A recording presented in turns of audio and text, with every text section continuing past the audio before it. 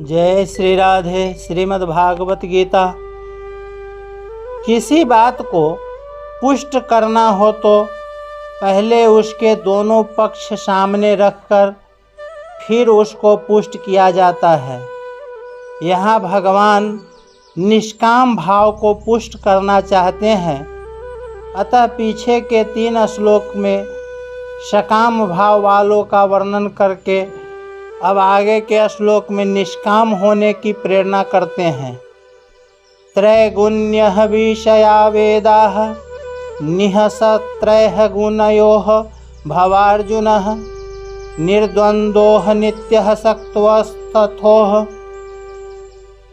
निर्योगक्षेमः आत्मवानः। यहाँ वेदों से तात्पर्य वेदों के उस अंश से है जिसमें तीनों गुणों का और तीनों गुणों के कार्य स्वर्ग आदि भोग भूमियों का वर्णन है। यहाँ उपर्युक्त पदों का तात्पर्य वेदों की निंदा में नहीं है, प्रत्युत निष्काम भाव की महिमा में है। जैसे हरि के वर्णन के साथ साथ कांच का वर्णन किया जाए तो उसका तात्पर्य कांच की निंदा करने में नहीं है, प्रत्युत हरि की महिमा बताने में है। ऐसे ही यहाँ निष्काम भाव की महिमा बताने के लिए ही वेदों के सकाम भाव का वर्णन आया है, निंदा के लिए नहीं। वेद केवल तीनों गुणों का कार्य संसार का ही वर्णन करने वाले हैं, ऐसी बात भी नहीं है। वेदों में परमात्मा और उसकी प्राप्ति के साधनों का भी वर्णन हुआ है। निस्त्रयः गुणयोः भवार्जुनः। हे अर्जुन, तू तीनों गुणों के कार्य रूप संसार की इच्छा का त्याग करके असंसारी बन जा, अर्थात संसार से ऊंचा उठ जा। निर्द्वंद्वः। संसार से ऊंचा उठने के लिए राग द्वेष आदि द्वंद्वों से रहित होने की बड़ी भारी आवश्यकता है, क्योंकि यही वास्तव में मनुष्य के शत्रु हैं, अर्थात उसको संसार में फंसाने वाले हैं।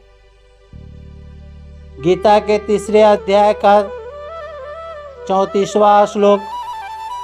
इसलिए तू संपूर्ण द्वंद्वों से रहित हो जा। यहाँ भगवान अर्जुन को निर्द्वंद होने की आज्ञा क्यों दे रहे हैं? कारण कि द्वंद्वों से सम्मोह होता है, संसार में फसावट होती है। जब साधक निर्द्वंद होता है तभी वह दृढ़ होकर भजन कर सकता है। निर्द्वंद होने से मूढ़ता चली जाती है। निर्द्वंद होने से साधक कर्म करता हुआ भी बाधता नहीं। साधक की साधना निर्द्वंद होने से ही दृढ़ होती है। इसलिए भगवान अर्जुन को निर्द्वंद होने की आज्ञा देते हैं।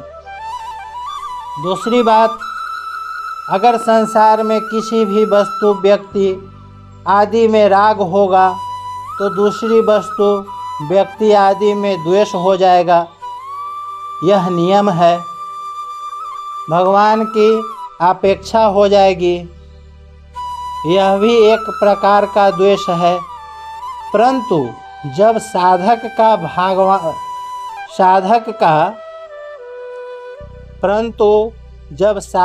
का भगवान में प्रेम हो जाएगा तब संसार से प्रत्युत संसार से स्वाभाविक उपरति हो जाएगी। उपरति होने की पहली अवस्था यह होगी कि साधक का प्रतिकूलता में द्वेष नहीं होगा, किंतु उसकी अपेक्षा होगी। अपेक्षा के बाद उदासीनता होगी और उदासीनता के बाद उपरति होगी। उपरति में राग द्वेष सर्वथा मिट जाते हैं। सब क्रम में अगर सूक्ष्मता से देखा जाए तो अपेक्षा में राग द्वेष के संस्कार होते हैं। उदासीनता में राग द्वेष की सत्ता रहती है और उपरती में राग द्वेष के न संस्कार रहते हैं न सत्ता रहती है, किंतु राग द्वेष का सर्वथा अभाव हो जाता है। द्वंद्वों से रहित होने का उपाय यह है कि जो नित्य निरंतर रहने वाला सर्वत्र परिपूर्ण परमात्मा है, तू उसी में निरंतर स्थिर रह। तू योग और क्षेम की इच्छा भी मत कर, क्योंकि जो केवल मेरे परायण होते हैं उसके योग क्षेम का वहन मैं स्वयं करता हूँ। तू केवल परमात्मा के परायण हो जा। एक परमात्मा प्राप्ति की ही लक्ष्य रख। वास्तव में जड़ चेतन, सत असत, नित्य अनित्य, नाशवान अविनाशी आदि का भेद भी द्वंद्व है। योग और क्षेम की चाहना भी द्वंद्व है। द्वंद्व होने से सब कुछ भगवान ही है, इस वास्तविकता का अनुभव नहीं होता। कारण कि जब सब कुछ भगवान ही है तो फिर जड़ चेतन आदि का द्वंद्व कैसे रह सकता है। इसलिए भगवान से अमृत और मृत्यु, सत और असत दोनों को अपना स्वरूप बताया है। इसलिए भगवान ने अमृत और मृत्यु, सत और असत दोनों को अपना स्वरूप बताया है। अमृतं चैव मृत्यु सचः सदः सच्चा हम अर्जुन। तीनों गुणों से रहित निर्द्वंद आदि हो जाने से क्या होगा। यहाँ जिन राजसी मनुष्यों का वर्णन हो रहा है उसको भगवान ने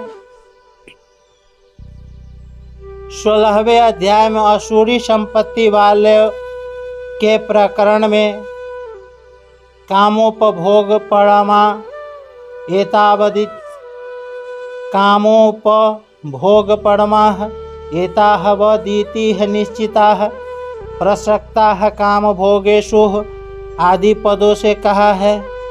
अतः जो केवल भोग भोगना चाहते हैं वे असुरी संपत्ति वाले हैं।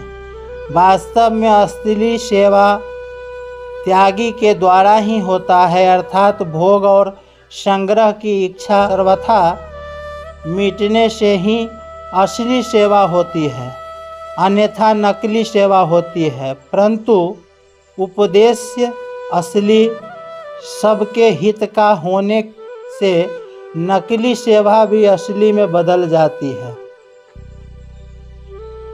एक ही विषय में एक ही वस्तु में दो भाव कर लेना द्वंद्व है, परंतु जहाँ ये विषय वस्तु अलग अलग होते हैं वहाँ द्वंद्व नहीं होता। जैसे प्रकृति और पुरुष, जड़ और चेतन, इन दोनों को अलग अलग समझना द्वंद्व नहीं है। ऐसे ही संसार से विमुख होकर भगवान के सन्मुख हो जाना द्वंद्व नहीं है, परंतु केवल संसार में ही दो भाव, राग द्वेष, हर्ष शोक, सुख दुख आदि हो जाए तो यह द्वंद्व हो जाता है और इसी द्वंद्व में मनुष्य फंसता है।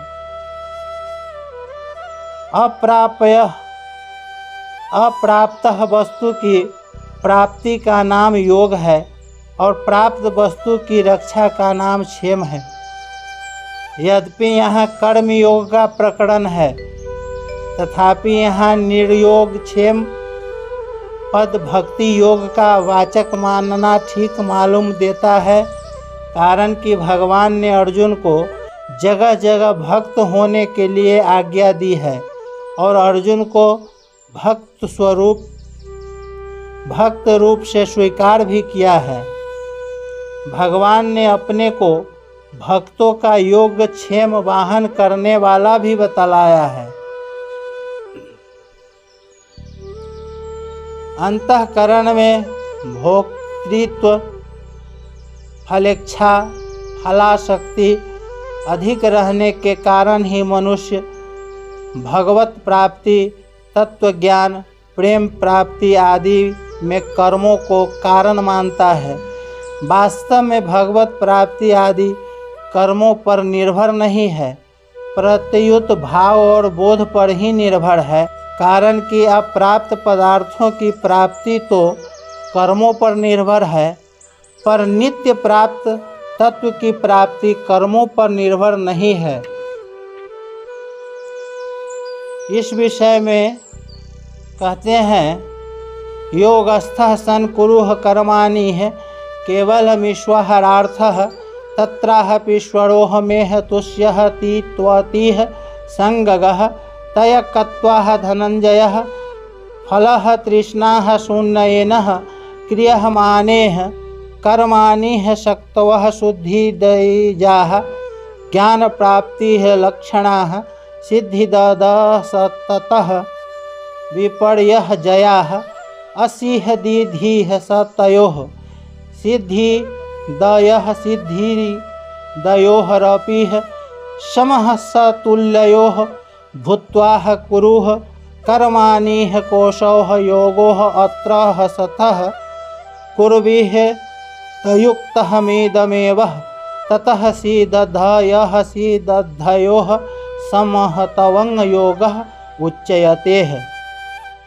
हे धनंजय, योग में स्थिर होकर केवल ईश्वर के लिए कर्म कर, उसमें भी ईश्वर मेरे पर प्रसन्न हो जाए।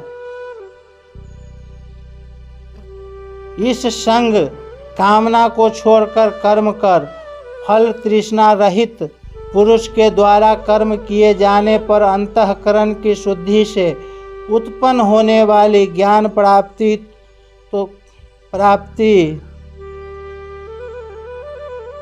उत्तम होने वाली ज्ञान प्राप्ति तो सिद्धि है, और उसमें विपरीत ज्ञान प्राप्ति का न होना असिद्धि है। ऐसी सिद्धि असिद्धि में सम होकर अर्थात दोनों को तुल्य समझकर कर्म कर। वह कौन सा योग है जिसमें स्थिर होकर कर्म करने के लिए कहा है? यही जो सिद्धि और असिद्धि में सम होना है, इसी को योग कहते हैं। जय श्री राधे।